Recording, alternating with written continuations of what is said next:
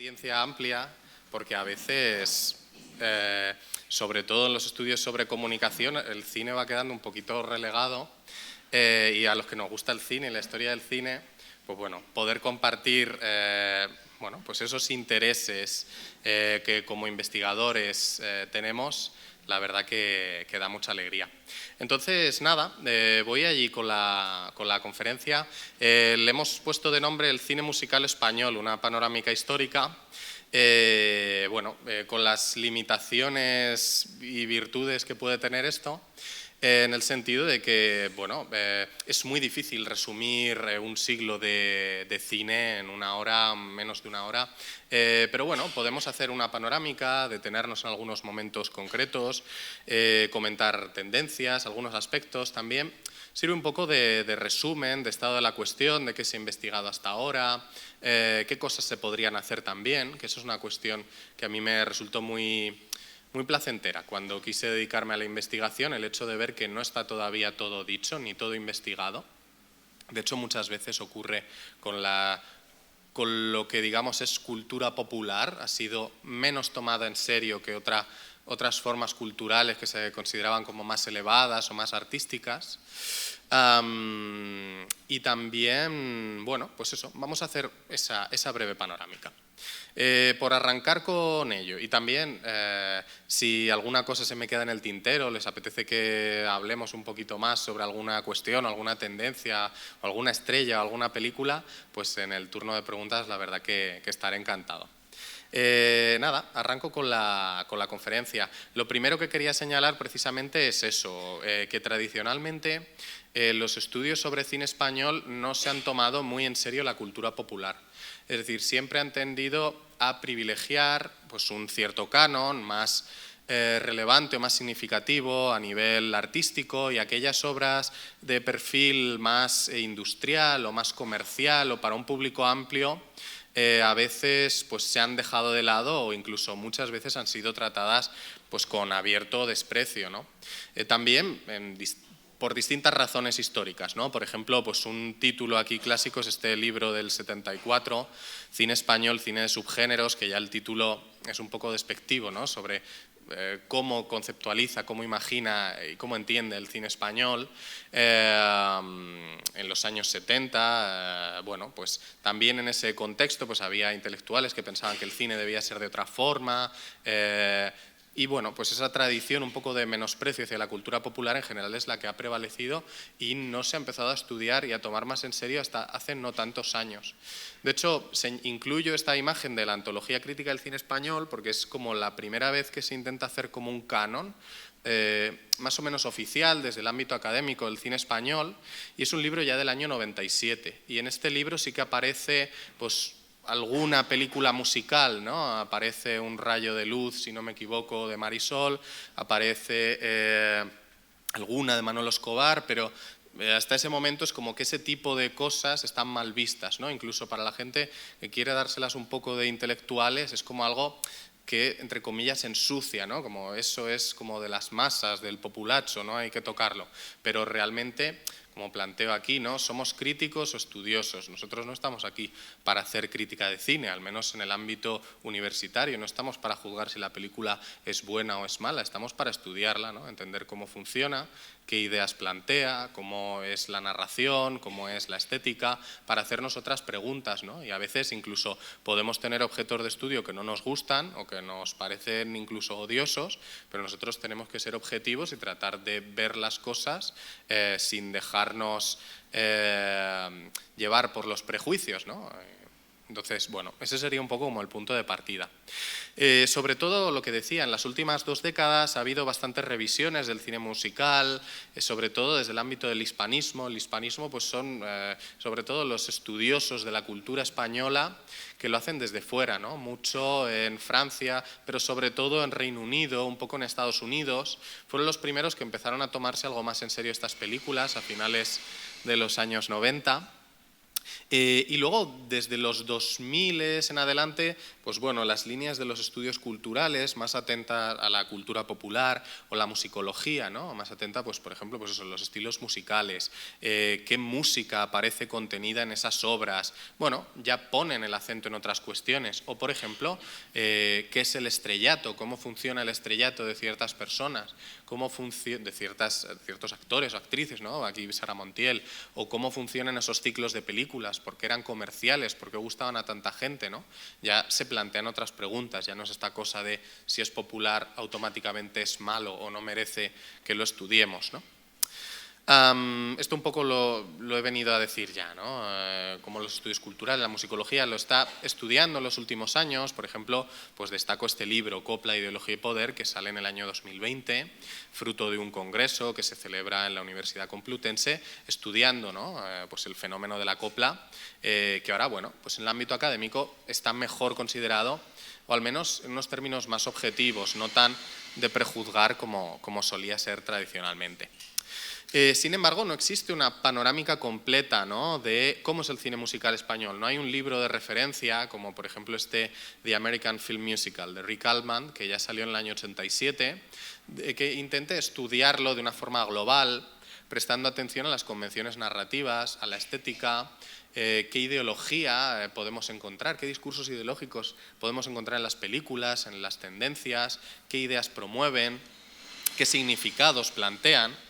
¿Cómo se construyen esas películas musicales? Es decir, nos limitamos solo a decir, pues aparece la copla, o aparece la zarzuela, o aparece un determinado tipo de música, o entramos también en la cuestión de la estética, ¿no? Es decir, pues no sé, si nos ponemos así muy académicos, yo por ejemplo tengo un texto que es sobre la reflexividad, ¿no? Como algunas películas evidencian su condición de construcción, ¿no? Frente al cine clásico que intenta que nos olvidemos de que estamos viendo una película, como hay algunas que intentan hacernos conscientes de que estamos viendo una película mediante la parodia, el sarcasmo, diversas estrategias, ¿no? O por ejemplo, prestando también atención a la estética visual, ¿no? Pongo aquí un fotograma de una película que se llama Casa Flora, bueno, a la que también dediqué un estudio, ¿no? Sobre cómo podemos encontrar la estética camp, ¿no? Una estética basada en la ironía, la autoparodia, la estetización, ¿no? Excesiva, ¿no? También la teatralidad. Bueno, una película como esta, ¿no? Que luego ha sido muy popular, pues, en la subcultura gay, por ejemplo, ¿no? También parece obvio, pero ¿qué es una película musical, ¿no? Parece obvio la respuesta, pero tampoco hay una definición cerrada, porque hay quien considera que las películas en las que la gente canta sin más no es cine musical, tiene que haber algo más. Por ejemplo, una película en la que aparece un artista y se sube al escenario y de repente canta, ya no es cine musical, sino que musical sería otra cosa más allá, que tiene que haber integración, que es una cosa de la que hablaré luego. Yo al final, por ejemplo, una idea que se me ocurría para algunos de los estudios, por lo menos que haya 4 canciones integradas, 4 números musicales integrados, ¿no? Porque, por ejemplo, en los años 30, cuando se explora la tecnología del sonoro, a veces aparece una única canción, aparecen 2, aparece algún momento para ilustrarla, para mostrar el potencial de la tecnología, pero no lo desarrolla mucho más allá, ¿no? También se dice la cuestión de que el cine musical español no es cine musical realmente, sino que es un cine de cantantes, ¿no? Que es uno de los criterios con los que a veces se deslegitima o se intenta como, bueno, tumbarlo, ¿no? Se intenta decir que no tiene ninguna validez o ningún interés porque se supone que gira en torno al lucimiento de cantantes, ¿no? Pongo aquí unas imágenes de Rafael en esa película El Golfo.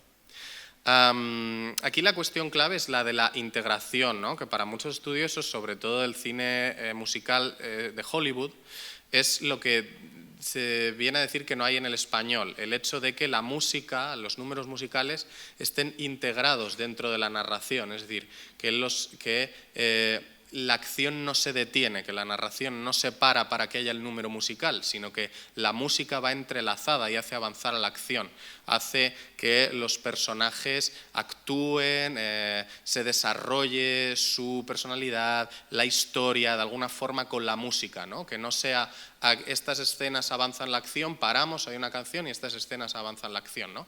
Esa es la cuestión clave por la que algunos, por ejemplo, pues señalan el cine de Hollywood de los años 30, 40 de la Metro como el mejor cine musical, porque tiene mucha integración. O no sé si ustedes habrán visto pues alguna película de Jacques Demy, Los paraguas de Cherbourg, Las señoritas de Rochefort, sobre todo Los paraguas de Cherbourg, es como el ejemplo máximo de integración, es decir, toda la película es cantada. Toda la acción avanza mientras se canta. O en las películas de Demy la gente va andando por la calle y hay gente bailando. Eso es un ejemplo de integración, no es la película española de un cantante que de repente se para la acción, canta en un escenario y sigue la trama, ¿no? Eso es como un poco lo que ayuda a discernir. Y ese concepto, bueno, es con lo que por el que no se suele tomar en serio el cine musical español, ¿no? También la cuestión, por ejemplo, en Francia se tiende a utilizar el concepto de comedia musical, ¿no? Pero el cine español musical, ¿hasta qué punto es comedia? Hay mucha relevancia del melodrama, hay películas muy dramáticas, muy trágicas. También en el cine latinoamericano, ¿no? Si buscamos musicales mexicanos o argentinos, es muy importante lo melodramático, no solo o no tanto lo cómico, ¿no? Las convenciones de la comedia romántica y demás que son, bueno, pues muy habituales en el cine musical. Aquí, bueno, pues por ejemplo destaco la hija de Juan Simón, ¿no? Que tiene un componente dramático muy claro y ese momento, seguro conocen la canción, ¿no? De Soy un pobre presidiario de Angelillo. Bueno, hechas un poco esas bases como teóricas o conceptuales, vamos allá con la panorámica histórica. Voy a ir, bueno, pues eso, avanzando un poco de una forma rápida. Y podemos detenernos si lo prefieren en algún momento dado. Hay un momento interesante, se tiende a considerar... Es que como lo estamos grabando, hay juego de realización. Ahí está. Se tiende a considerar que el cine musical empieza con el cine sonoro, pero lo podríamos cuestionar hasta cierto punto esto, ¿no? Es decir, porque por ejemplo podemos encontrar en el cine mudo obras que utilizan obras previas que han sido populares, sobre todo en el ámbito del teatro, de la zarzuela, como reclamos, es decir, ya que no hay sonido, utilizan narraciones, obras que son reconocibles por un público amplio para que la película sea más popular, ¿no? Un ejemplo clásico pues es este de La Revoltosa, que es del año 24, ¿no? En Madrid en los años 20 no hay casi industria del cine, se utilizan zarzuelas para atraer al público a las salas, ya que no se pueden oír las películas, bueno, la gente conoce las tramas, eso facilita, ¿no? que la obra pueda ser en un momento dado más comercial. O por ejemplo también encontramos estrellas, cantantes del momento en determinadas películas, ¿no? Por ejemplo, esta película francesa, Carmen, encontramos a Raquel Meller, una de las cupletistas más importantes, ¿no? De los años 10, de los años 20, y aparece como estrella, aunque no se la pueda oír cantar, pero en tanto que celebridad, figura que aparece en la prensa, las revistas de la época, bueno, pues se utiliza como un reclamo, ¿no? Incluso en alguna película española, por supuesto, no pueden cantar, pero aparecen como actrices secundarias, pues no sé, aparece la Chelito, ¿no? En una película del año 27 que se llama El Conde de Maravillas. Bueno, hay diálogos ahí con lo musical. Entonces, bueno, el momento decisivo es ese paso al sonoro, que en Estados Unidos oficialmente realmente se va probando las tecnologías antes, ¿no? Pero se suele utilizar la película El cantor de jazz del año 27 como la primera película sonora oficial y donde pues hay alguna canción de Al Johnson.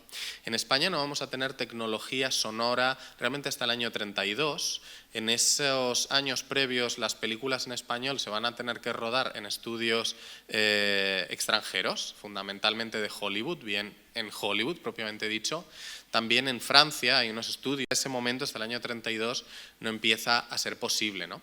Utilizando estrellas cantantes como reclamos, ¿no? Como apunto ahí.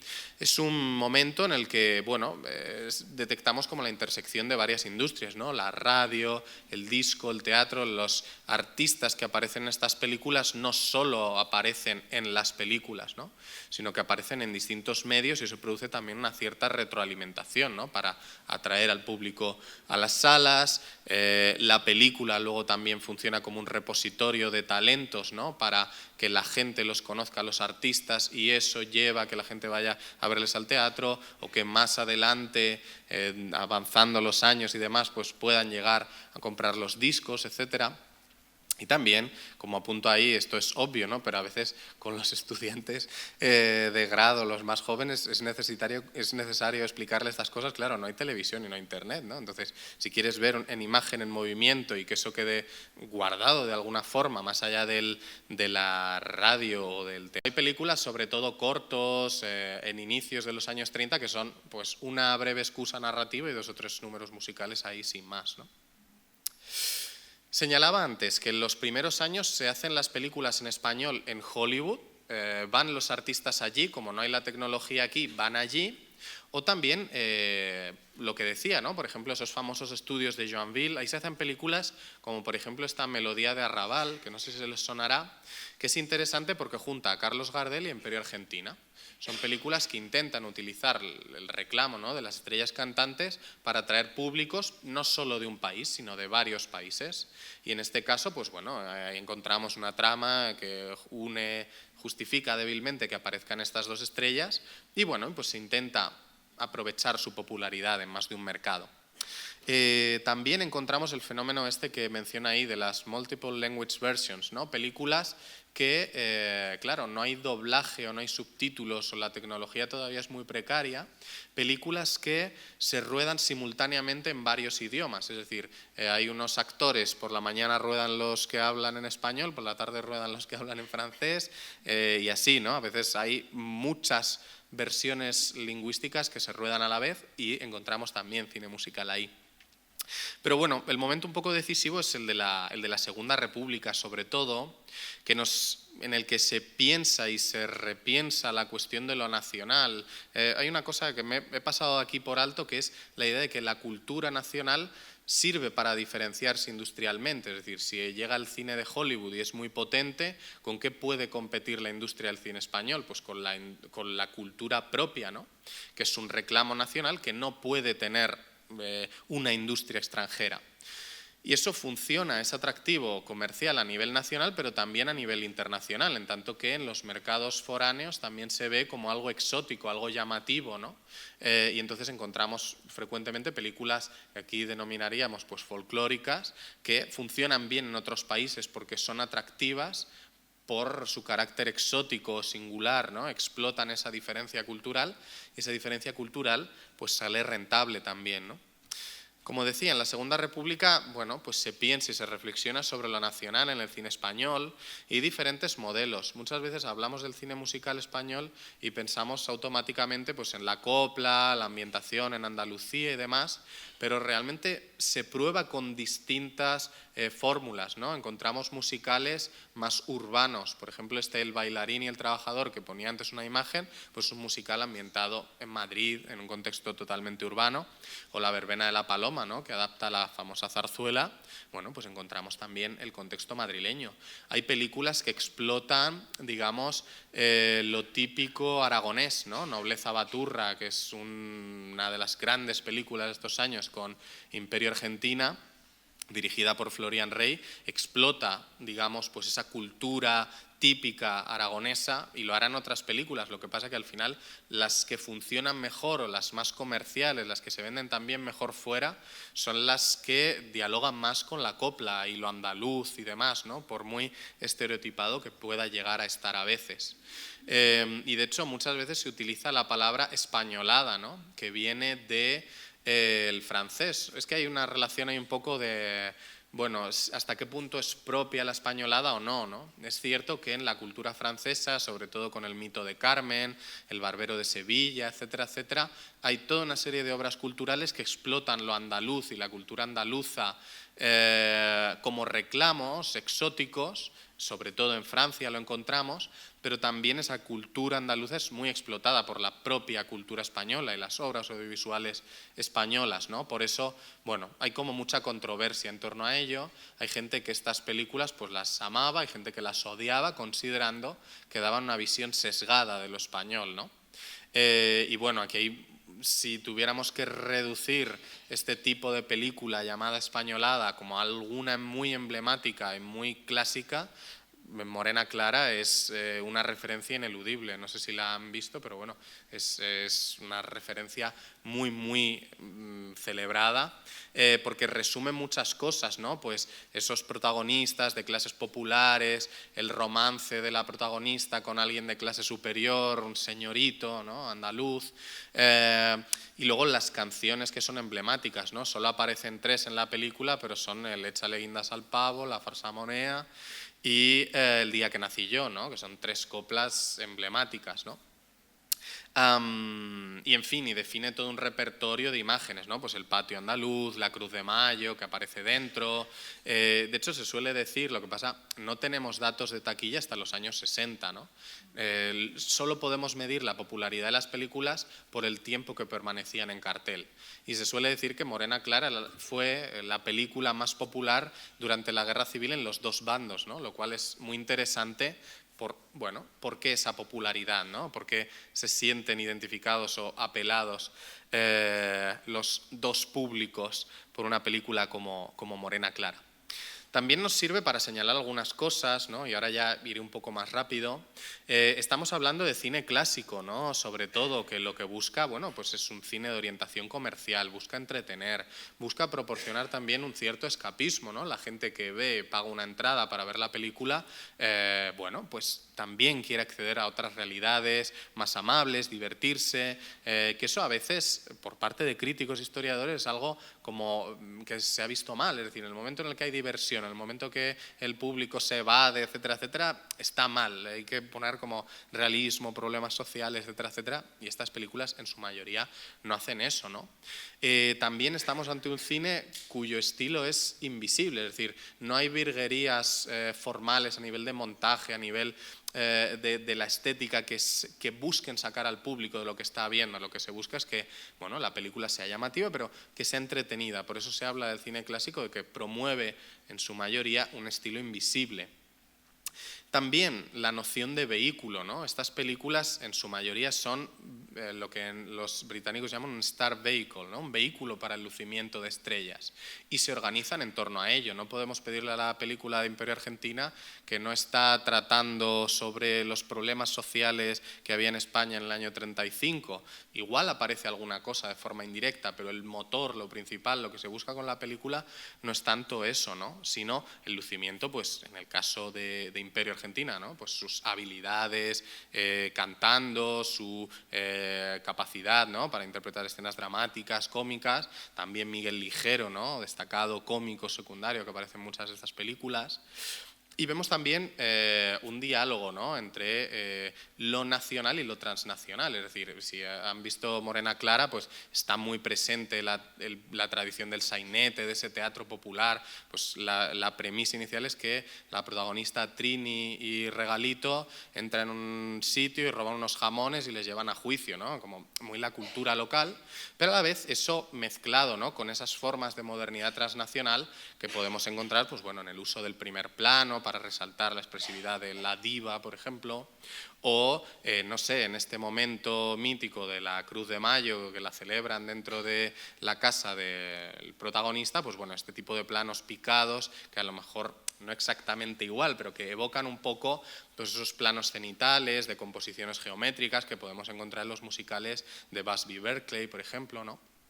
En esa misma década. Por tanto, estamos en un cine con lógicas propias. No le podemos pedir a Morena Clara, no sé, otras cosas que a lo mejor un cine de décadas posteriores o un cine más autoral nos podría proporcionar, ¿no? Que a veces, pues bueno, por eso se ha tendido a meter en el mismo saco todas las películas sin discernir si eran más o menos sofisticadas, más o menos elaboradas, más o menos complejas. Simplemente si era popular, todo al saco, ¿no? Bueno, como digo, voy ya acelerando un poco. En los años 30 tenemos, pues bueno, esa brecha de la guerra civil, tenemos, bueno, pues un cine que va a seguir. Destaco pues estas 2 películas, ¿no? Carmen la de Triana y Suspiro de España, que se ruedan en Alemania durante el nazismo. De hecho, si conocen la película esta de Penélope Cruz, La niña de sus ojos, de tus ojos, evoca, ¿no? De alguna forma el rodaje de Carmen la de Triana. No es no es, o sea, es una ficción, ¿no? Pero evoca ese momento en el que se van a Alemania a rodar Carmen la de Triana y otras películas, ¿no? O Suspiros de España con Estrellita Castro. Y bueno, pues aquí vemos nombres de cineastas, pues Florian Rey, Benito Perojo, que van a seguir trabajando durante la posguerra, pero va a haber otra gente que se tiene que ir al exilio, ¿no? Destaco aquí, por ejemplo, la figura de Angelillo, que aparece en las películas de Filmófono, de la hija de Juan Simón, por ejemplo, y que se va a Argentina, ¿no? Y se da esta paradoja de que hay un cine musical español, o incluso que participa de esta tradición de la llamada españolada, pero que se hace en México, se hace en Argentina con los artistas exiliados, ¿no? Esta Mi cielo de Andalucía es una película argentina, o esta que señalo aquí de Esta es mi vida con Miguel de Molina es una película argentina, producida por Argentina Sonofilm, rodada en Argentina, y podemos encontrar, en fin, pues como digo, en Argentina y en México hay una línea de cine comercial muy, pues eso, de Andalucía, la copla, etcétera, etcétera, pero con las estrellas exiliadas o incluso estrellas locales, lo cual nos sugiere que realmente estas películas eran muy populares fuera de nuestras fronteras. En los años 40 surge aquí un poco el dilema de qué hacer con la españolada, ¿no? De hecho, se suele asociar este tipo de película con el franquismo, que ahí vamos a ver luego un poco qué es lo que sucede, pero en los años 40 no son bien vistas por las élites culturales del franquismo. De hecho, ahora les pondré un ejemplo.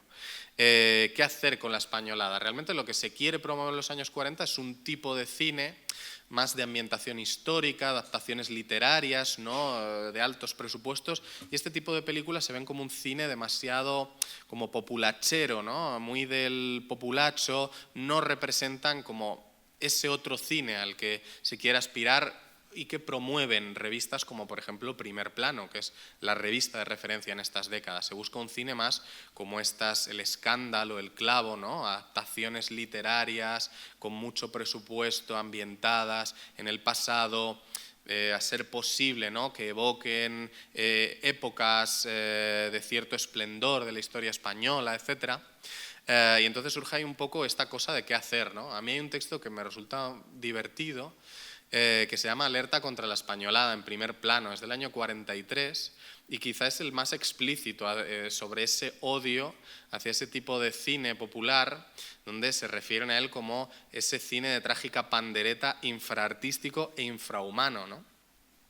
Y de hecho dicen: no toleraremos la vuelta de los gitanos, el retorno de la faca, porque esos gitanos y esas facas son invención más exógena que propia y ya nos han llenado bastante de ridículo y de confusión, porque son sustitutivos repelentes de la gran verdad española que ha de alumbrar nuestro cinema, porque son algo más que tópicos, son enemigos. Alerta pues y atrás los monstruos, aquello no puede volver, ¿no? Se ve claramente esta idea de que todo lo que tiene que ver con Andalucía, lo popular, las clases populares que se divierten con la copla, el flamenco y tal, se ve como una vergüenza, ¿no? Como algo, bueno, pues como más de los extranjeros, como los extranjeros ven a España y ellos consideran que España debe representarse de otra forma, ¿no? Entonces hay una vía un poco intermedia, que es lo que Vicente Benet, que es un profesor de la Universidad de Castellón, llama la españolada de qualité, ¿no? Películas que intentan fusionar ese cine musical español que se venía haciendo con, bueno, pues esas películas de ambientación histórica, adaptaciones literarias. Un ejemplo muy representativo es Goyescas, ¿no? Donde aquí Imperio Argentina no es Trini la morena clara que roba jamones, sino que hace un doble papel digamos, ese ambiente en el siglo XVIII, en el universo, digamos, de lo goyesco, en el Madrid de Goya, y entonces una es como rica y otra es pobre y se intercambian los roles, ¿no? Y esto sirve pues para citar, bueno, que aparezcan figuras destacadas de la historia o, por ejemplo, que se recreen estos cuadros, ¿no? En este caso, La maja vestida, estamos en el año 42, pero, bueno, que se evoquen las pinturas de Goya, los majos, las majas, San Isidro, etcétera, etcétera, ¿no? O por ejemplo estas películas, ¿no? Con Juanita Reina, emblemáticas, La Lola se va a los puertos, de Juan de Orduña, que recupera la obra teatral de los hermanos Machado, de nuevo ambientada en el pasado, o Lola la Piconera, ¿no? Que si la han visto, pues es una especie de fusión de esta tradición de la copla, la ambientación en Andalucía un poco con Agustina de Aragón, ¿no? Que es otra película clásica de Orduña, ¿no? Los extranjeros como posibles amenazas, la resistencia heroica de los españoles.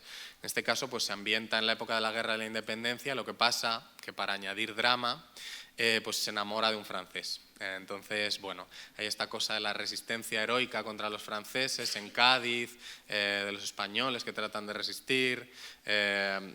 Como tengo el tiempo limitado no pongo, pero bueno, hay este momento muy icónico cuando le canta la canción esta de Con las bombas que tiran los fanfarrones, que le pasean, ¿no?, al francés por Cádiz y les van así un poco como riéndose de él, y esto ya sirve, pues eso, mucho decorado, mucho vestuario de época, y que se luzca todo eso, ¿no? Entonces se ve como esa fusión de, bueno, ese cine popular con esas otras aspiraciones más elevadas desde el punto de vista de esas élites culturales de los años 40. Sucede aquí un momento de cambio decisivo, ¿no?, que es en el año 48 el Congreso Cinematográfico Hispanoamericano. Se hace una reunión en Madrid de representantes de la industria española, de la industria mexicana, que es la más potente en Latinoamérica, la industria argentina, y claro, cómo dialogar con las industrias de esos países, cómo abrir mercados, cómo hacer negocio.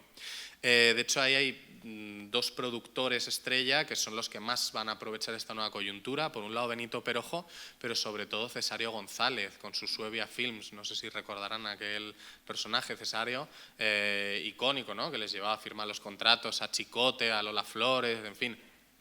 Y que se le daba muy bien esta cosa un poco de las relaciones públicas, y es un momento en el que eso va a cambiar. Es decir, se ve que en la explotación de lo andaluz, la copla, etcétera, etcétera, se ve un filón para hacer negocio a nivel internacional. La primera coproducción, y sobre todo a través de la fórmula de la coproducción, ¿no?, entre España y otro país. La película que marca como un modelo se llama Jalisco canta en Sevilla, que es la primera película protagonizada por Carmen Sevilla y donde aparece Jorge Negrete. Y entonces se inaugura un tipo de película aquí que intenta combinar, digamos, la cultura propia de cada cinematografía. En el caso español, pues Carmen Sevilla representando la copla, lo andaluz, etcétera, etcétera. En el caso de México, pues sobre todo la cultura, digamos, Jalisco, los charros, la ranchera, ¿no? Y esas películas se construyen sobre la fusión más que la fusión, que aparezcan las dos tradiciones culturales juntas en la misma película, ¿no? Entonces siempre aparecen pues excusas de que alguien de México viaja a España o alguien de España viaja a México, etcétera, etcétera, ¿no? Por supuesto todo muy estereotipado, pero bueno, se explota lo propio para sacar rendimiento comercial, ¿no? Y es útil, sobre todo en ese contexto de autarquía, de aislamiento internacional español, para ciertas relaciones diplomáticas o comercio internacional. De hecho, hay quien ha señalado cómo a finales de los 40 España no tiene prácticamente relaciones con México, pero a nivel comercial, a nivel industrial, con las películas sí, ¿no? Y luego son películas que se construyen en base a un modelo muy distintivo, ¿no? Utilizan las convenciones del musical y de la comedia romántica, ¿no? Pues normalmente normalmente ella suele ser española y él suele ser mexicano. Son opuestos, se pelean mucho, en fin, como todas las clásicas comedias románticas, pero al final surge el amor, descubren en el otro algo interesante, y ese amor, esa formación de la pareja internacional, de alguna forma pues simboliza ese hermanamiento entre los dos países y las dos culturas, ¿no? Otro ejemplo, de nuevo con Carmen Sevilla, pues Gitana tenías que ser, ¿no? Va Carmen Sevilla a rodar una película a México y está Pedro Infante, se pelean mucho, pero luego casualmente se enamoran, ¿no? Y suele haber la ocasión para que hagan algún tipo de dúo donde se mezcla. De hecho, la película es muy interesante porque vemos a Carmen Sevilla y a Pedro Infante cantando, por ejemplo, Piel Canela, ¿no?, que no es ni una ranchera ni una copla. Y en fin, y esto se utiliza también en Europa, de nuevo con Carmen Sevilla. Carmen Sevilla es como la embajadora, ¿no?, en este tipo de películas, sobre todo con Francia, ¿no?, con las películas con Luis Mariano. Algunas se ruedan utilizando esta técnica del rodaje simultáneo de las dos versiones. Se generan dos películas paralelas, una Andalusí, otra El sueño de Andalucía, con ligeras variaciones, pero un poco la misma estructura, los mismos números musicales. Esta, como en la primera, tiene muchas diferencias. De hecho, escribí una investigación sobre ello, porque claro, a la censura en estos primeros años no le gustaba nada todo esto de los tópicos, que aparecieran gitanos, la brujería, todo eso estaba como vetado. En la francesa lo vemos, en la española se suaviza o se parodia, en fin, hay toda una serie de estrategias para desmontarlo, pero luego pasan los años y como funciona bien a nivel de dinero, relaciones internacionales, ya es como, bueno, ya todo esto de alerta contra la españolada se pasa por encima, ¿no? Ya es como que ya no molesta tanto. Pero los expedientes de censura de estas primeras películas a veces son muy duros, ¿no? Es como, no puede aparecer una gitana que lee la mano, porque eso es una vergüenza. O, por ejemplo, en Andalucía hay un momento que los arrestan a unos personajes y los llevan al cuartelillo de la Guardia Civil. Eso no puede salir en la española, en plan. En España no hay conflictos, no hay problemas. Todo ese tipo de cuestiones tiene que quedarse fuera. Otra de las grandes embajadoras, ¿no? Lola Flores, con Suevia Films, Cesáreo. Lola llega a hacer como 11 películas de estas coproducciones, sobre todo con México. Como digo, apelando a esas hibridaciones culturales, al diálogo entre las dos cinematografías. Pena, penita, pena es la primera, de hecho, y es que le toca la lotería y entonces se va a México, porque su novio es torero, pero allí se desengaña y está jugando entre dos hombres, y también aparece Piel Canela, pero aquí no la canta ella, solo la baila. Y bueno, pues sirve un poco de repositorio, ¿no? Para las canciones de Lola Flores. De hecho, al final pues canta la icónica Pena, penita, pena, pero también, en este caso, Luis Aguilar, etc. Bueno, pues interpretan canciones típicas de allí. A veces incluso se dan como versiones, ¿no? Lola canta alguna ranchera o baila algo local. De hecho, eso se va viendo más en el tiempo. Y por ejemplo, pues en La Faraona aparece Agustín Lara, ¿no? El mítico Agustín Lara, y canta el chotis este de Madrid, ¿no? Con Mantón de Manila, ya lo andaluz y tal queda ahí de lado, y bueno, pues es española, representa también lo madrileño. O incluso en Sueños de Oro ya hay como un cóctel de lo caribeño, ya Lola Flores sirve un poco para todo. Y es una película muy llamativa por eso, porque a veces lo asociamos como a un repertorio muy limitado de formas culturales que podían interpretar estas artistas, y realmente aquí Lola está desatada, ¿no? Y toca muchos palos, y no es solo, digamos, de los nacionales. Y Carmen Sevilla, como digo, es como la superembajadora, porque tiene las películas con Francia, luego la llevan a Argentina, luego en Italia con Vittorio De Sica, Pan, Amor y Andalucía, en fin. Son películas muy convencionales, incluso muy repetitivas, pero la fórmula se explota hasta la saciedad.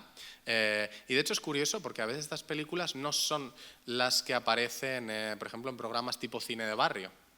A veces porque en cine de barrio no ponen películas en blanco y negro, no sé por qué. Otras ponen como las rodadas en España, ¿no? Por ejemplo, Carmen Sevilla tiene muchas películas solo rodadas en España, pero las coproducciones y tal, por ejemplo, este Requiebro que hacen en Argentina, pues no es tan habitual verlo, ¿no? En fin, vemos un relevo hacia finales de los 50 en dos direcciones. La primera es la utilización del estrellato infantil, de las estrellas infantiles, que algunos han llamado el cine con niño, ¿no?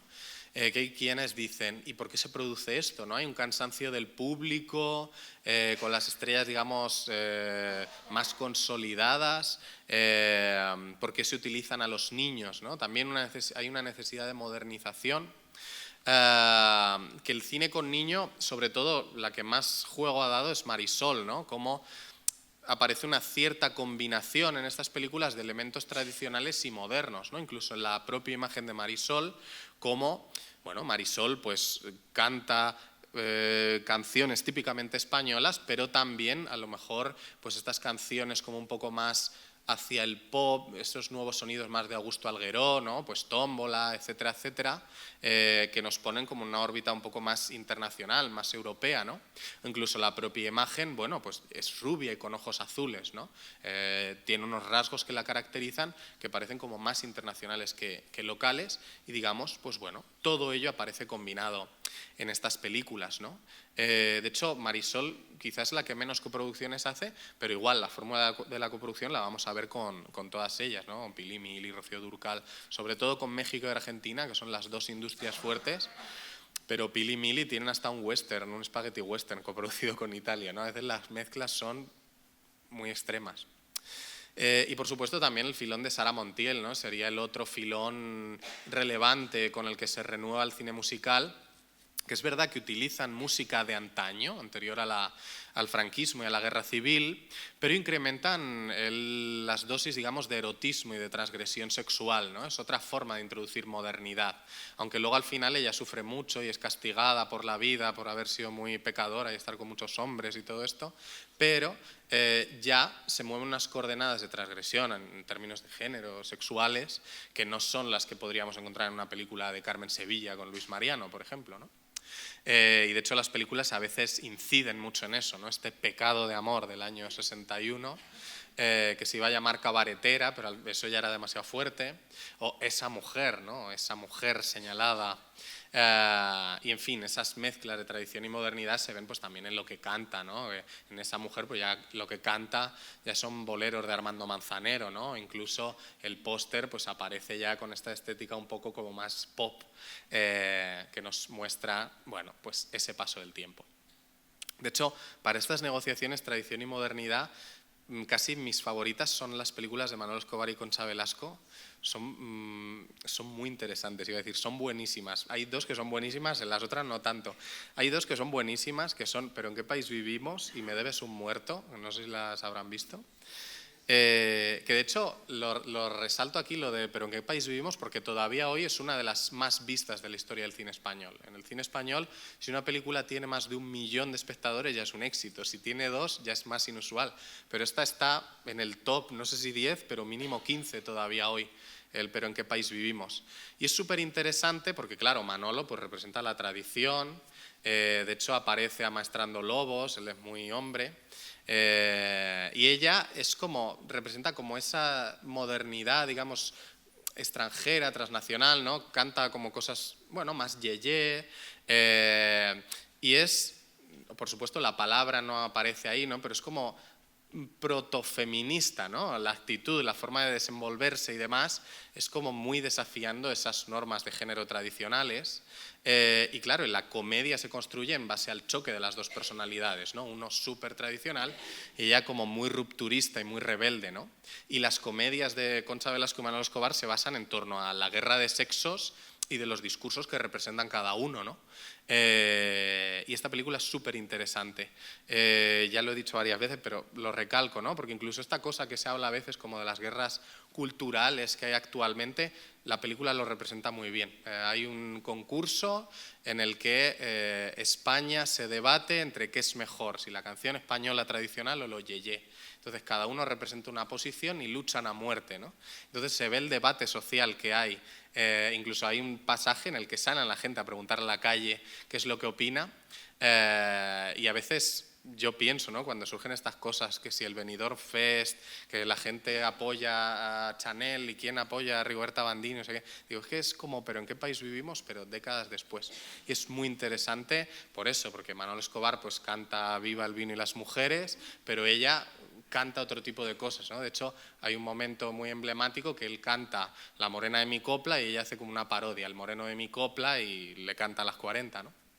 Luego, por supuesto, el final es conservador, porque no lo permitiría la censura, ¿no? Luego ella se enamora de él y deja la rebeldía. Pero durante toda la película hay estado esa rebeldía, lo cual es muy interesante, y todo ello se ve en las siguientes películas, que no me detengo mucho en ellas, pero son muy relevantes para entender no solo la época, sino incluso ciertas dinámicas, ¿no? Como de la sociedad española, funcionan muy bien. Y Me debes un muerto ya es alucinante porque adaptan la película Extraños en un tren de Hitchcock, que no sé si conocerán, donde se encuentran dos extraños y se proponen que cada uno mate a alguien que odia al otro para así no ser descubiertos. Pues en esta película ese rol rebelde y transgresor de Concha Velasco es que ella le propone eso a Manolo Escobar, ¿no?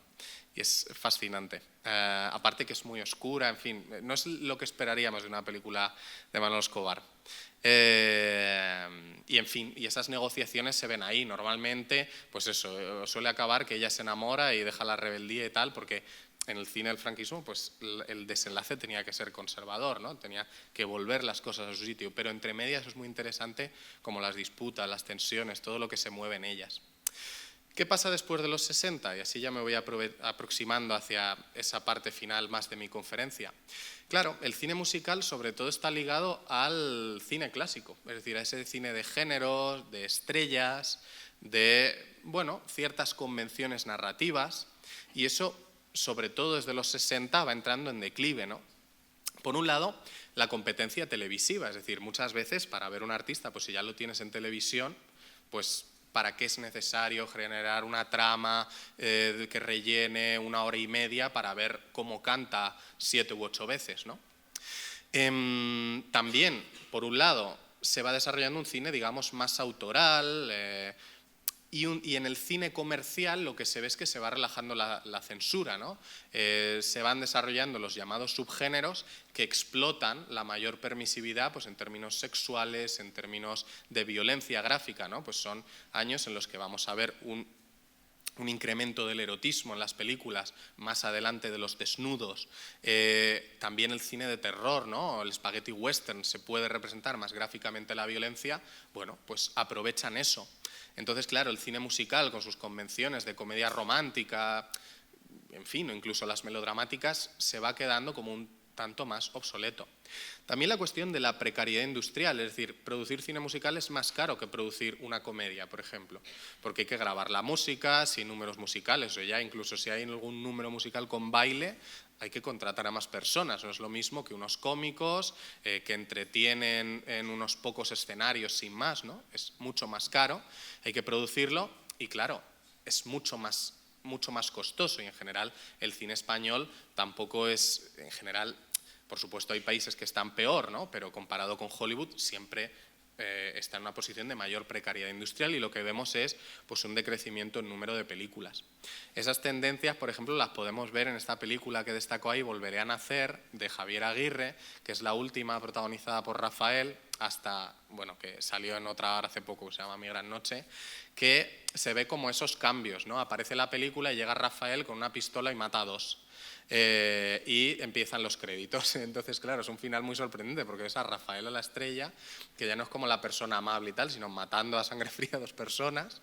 Y luego, como el director era de estos autores, así un poco como transgresores y tal, vemos toda la secuencia repetida en negativo. En fin, son como fórmulas que evidencian que ese cine clásico estaba ya transformándose. Hay quienes intentan sobrevivir utilizando como una estética más delirante, o la autoparodia. Si ven Me debes un muerto, es un ejemplo muy claro, pero por ejemplo destaco esta Carmen Boom de Marujita Díaz, que mezclan, bueno, pues como la copla, lo pop, y es Marujita Díaz que la persigue una organización internacional porque su padre era un científico. O sea, es todo un despropósito, pero como en la época estaban de moda las películas de James Bond, de espías y tal, lo intentan aprovechar.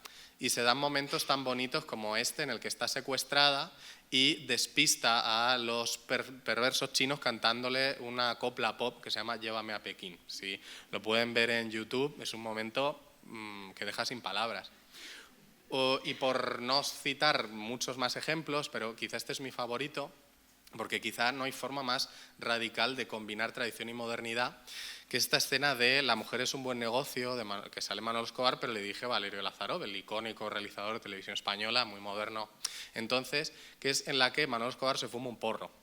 Y vemos, claro, es que no hay nada más difícil de conciliar, ¿no? Y entonces el número musical se construye en torno al delirio de Manolo Escobar. Le engaña a una turista, él se fuma eso, y luego le vemos incluso eso, con peluca afro, vestido de hippie, con una guitarra eléctrica, lo cual es algo que difícilmente cabría esperar en Manolo Escobar, pero Lázaro le convenció. Y no sé, me parece como un momento muy emblemático de lo que estoy diciendo, ¿no? De cómo la modernidad está empujando y se hibrida y se mezcla a veces de formas insólitas. Bueno, ¿qué queda después en esas últimas décadas? Bueno, señalo aquí estos remanentes infantiles, ¿no? A primeros de los años 80 hay algunas películas musicales que intentan explotar de nuevo las estrellas infantiles, ¿no? Enrique y Ana, Parchís. Lo que pasa es que duran pocos años, es decir, duran unos años hasta como el 83, el 84, que el cine español cambia profundamente, ¿no? La llamada Ley Miró transforma mucho el cine español, ¿no? La Ley Miró, llamada así por Pilar Miró, que en su momento era la directora general de cinematografía, lo que quiere promover es otro cine, el cine de subgéneros, sobre todo el cine como ya que busca hacer dinero a muy bajo coste con, pues eso, el terror, lo medio porno, tal, todo eso lo quiere como quitar, o la comedia así más como chabacana, por así decir, intenta transformarlo para promocionar el cine de autor. Lo que pasa, bueno, pues es una legislación muy controvertida, porque es cierto que esas películas como de cine español muy baratas, muy cutres algunas, las quita, pero también se carga, entre comillas, un poco del tejido industrial, por muy endeble y muy flojo que fuera, para promocionar ese cine de autor, ¿no? Vemos en los años 80 pues muchas películas con esa línea más de cine de autor, de problemas sociales, realismo, la cuestión de realismo muy importante para algunos cineastas, de ambientación histórica y la revisión crítica del pasado, ¿no? Haciendo memoria de la guerra civil, la posguerra, el franquismo, que de ahí viene un poco pues esos clichés que se dicen, ¿no? Del cine español, que solo sale la guerra civil y que está subvencionado, bueno, viene un poco de estos momentos.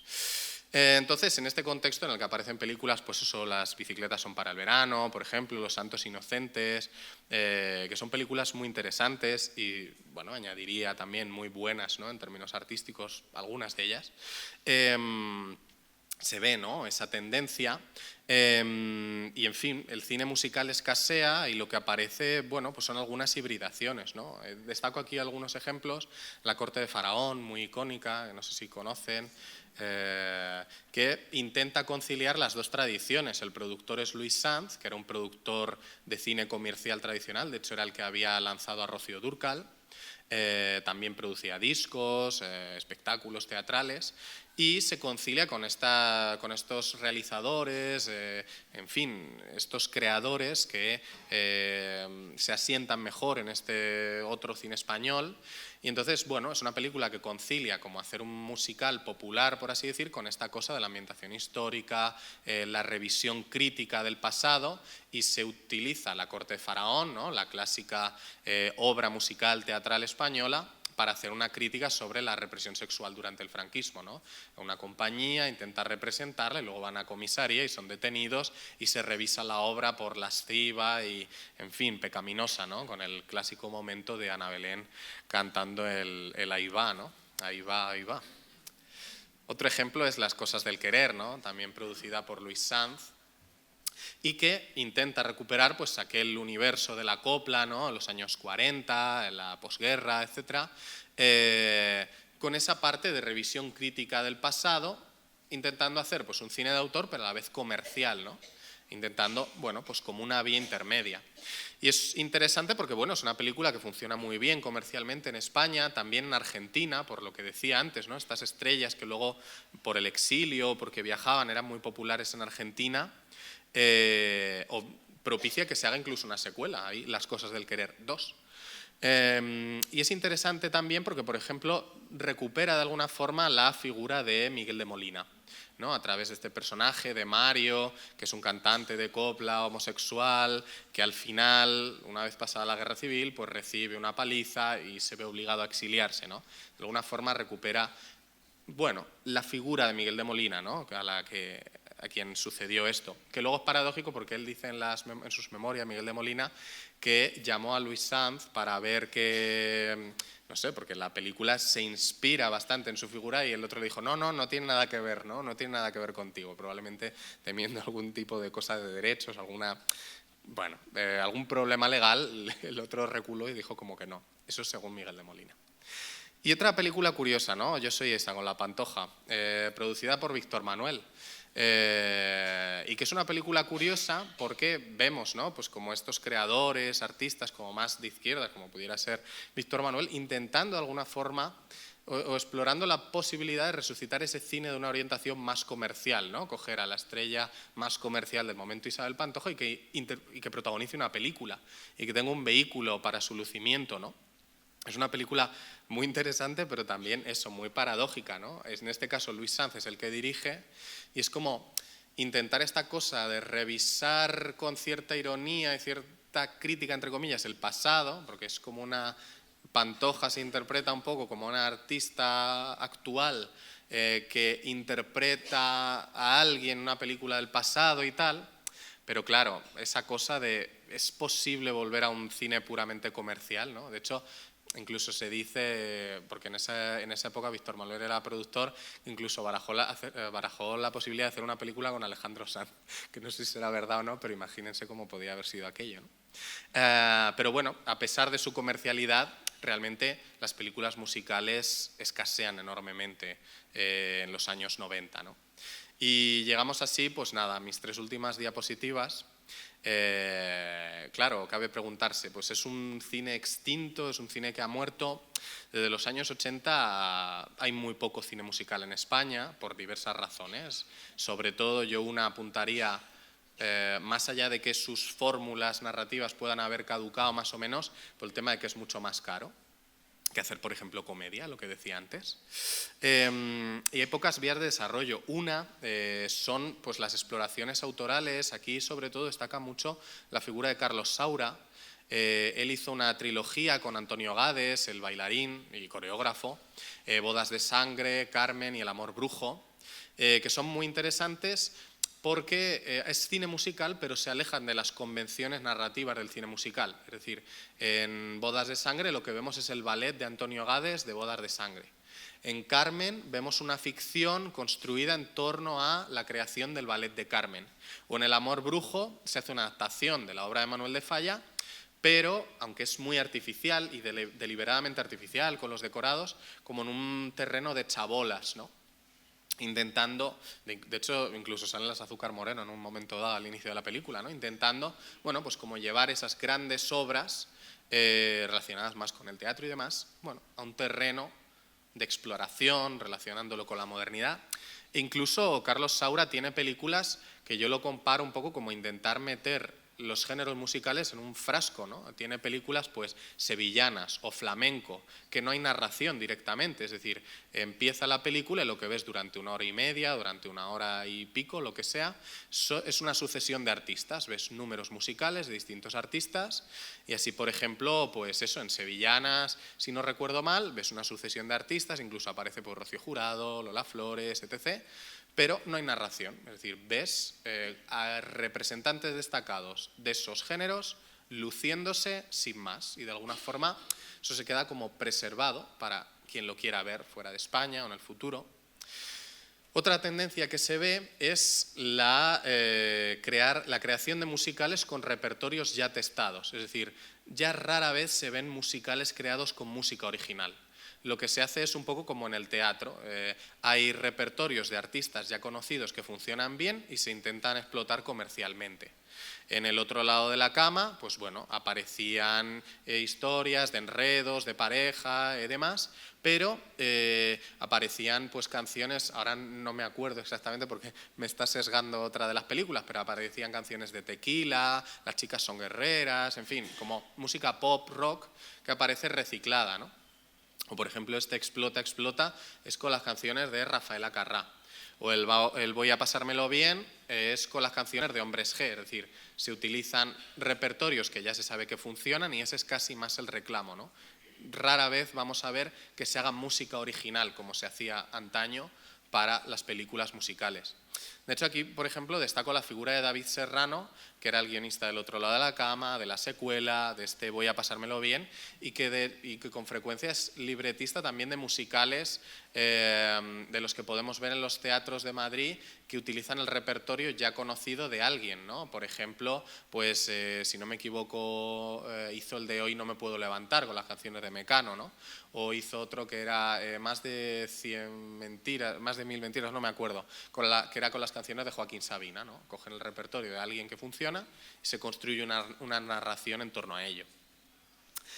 Hay algunas excepciones que destaco para terminar, ya que nos aproximamos a la hora, de películas que han intentado un poco innovar y salirse más pues, de esas narraciones, un poco de comedia de enredo, de parejas y aportar algo más, ¿no?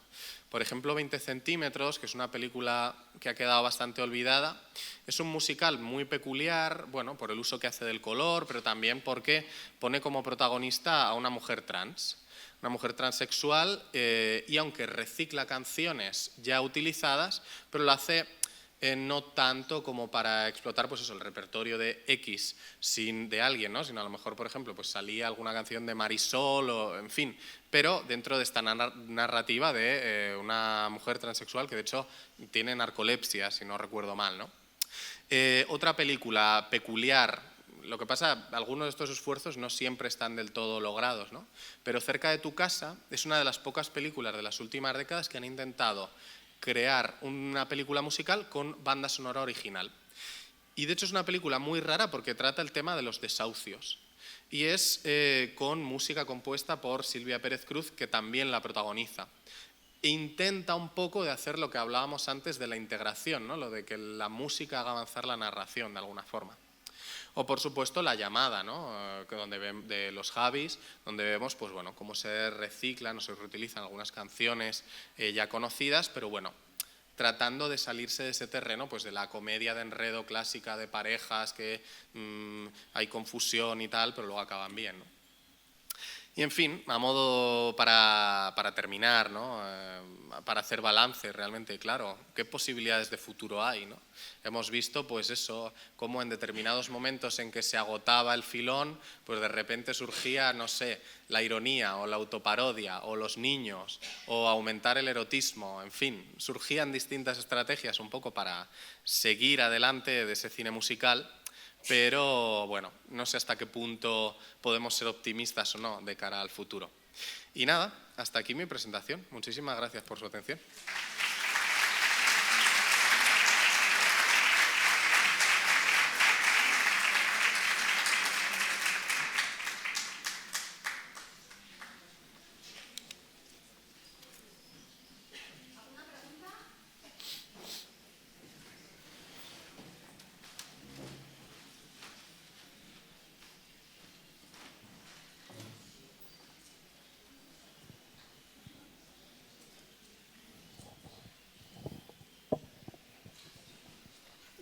Primero, darle las gracias por este recorrido nostálgico que hemos hecho esta tarde y me han quedado dos cuestiones.